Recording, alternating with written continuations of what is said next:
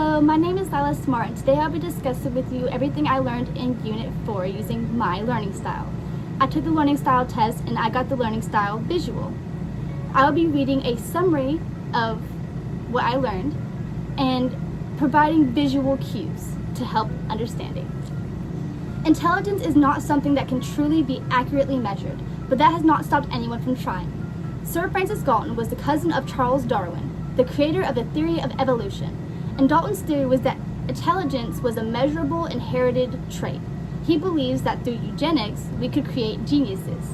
This is clearly not true, as there are many factors that decide what makes a person intelligent, and there are many different types of intelligence. Someone can be very proficient in the creative arts but terrible at math. How does that affect their overall intelligence?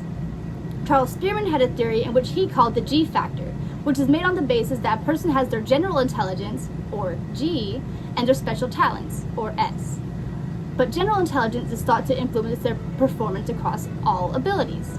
Thurstone analyzed data from 56 different tests and developed a theory. This theory consists of 7 mental abilities: word fluency, verbal comprehension, numerical ability, spatial visualization, perceptual speed, memory, and inductive reasoning. After Thurstone's theory came Gardner's, which consists of 8 intelligences: interpersonal, naturalist, spatial, linguistic, bodily kinesthetic, interpersonal, logical reasoning, and musical. Sternberg whittled it down to 3: analytical, creative, and practical intelligence.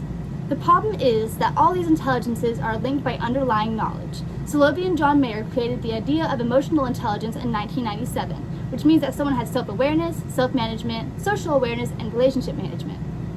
At this point, there was still no true way to determine intelligence until Binet and Simon developed a test to determine mental age, which William Stern used to develop the IQ, or the intelligence quotient. This was a math equation that would give a numerical intelligence score. You would divide an individual's mental age by their actual age and multiply that by 100. The issue with Stern's measurement is that it only really worked with children. If you have a 5-year-old child who has a mental age of 5, their IQ would be 100. The reason that this does not work for adults is because past a certain age, there are no real cognitive milestones to gauge a person's mental age on, such as the mental age difference of a 35-year-old and a, say, 40-year-old. Lewis Terman popularized the measurement of IQ and revised the Binet-Simon mental age test, which he published at Stanford in 1916. This test was used in World War I to separate the troops based on their intellectual abilities, and it is still widely used today, but not as popular as the Wechsler intelligence scales. There are also 2 different types of intelligences a person can possess. One being fluid intelligence, which is the ability to use logic to problem solve without using prior knowledge. Fluid intelligence increases with age and starts decreasing in the late 20s. The solutions made with fluid intelligence can be incorporated into memory and turned into crystallized intelligence, which is the use of acquired knowledge, which increases as you get older and wiser.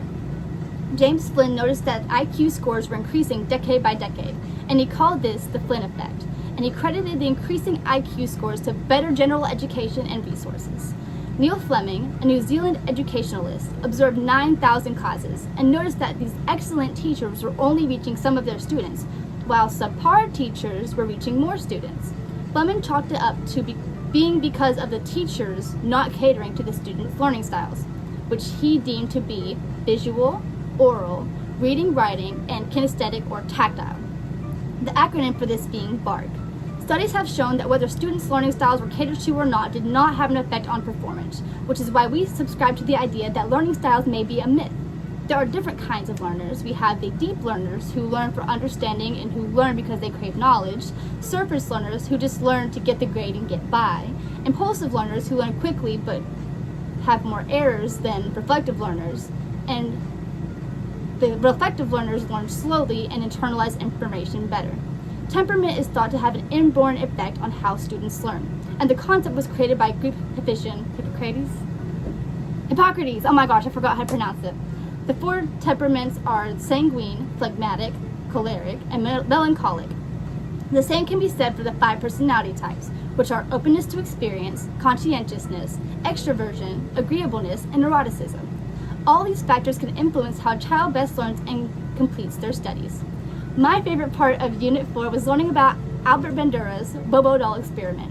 which is where he showed young children and adults taking out their anger on a Bobo doll, taking the child to a playroom with toys and taking the toys away from them to intentionally, purposefully anger them, and bringing them back to the Bobo doll, where the children would imitate the learned behavior. Bandura ran this experiment to prove that children can learn from pure experience. What I have learned is that intelligence cannot be truly, accurately measured. This is because there are so many ways a person can be intelligent, and different people possess different abilities and talents. Learning styles may also be a myth, but I do think it is important to know your learning style and to know what personality and temperament you have to better understand yourself and find what works for you best in terms of learning and studying. Thank you for watching my video. I hope you learned something today. Bye-bye!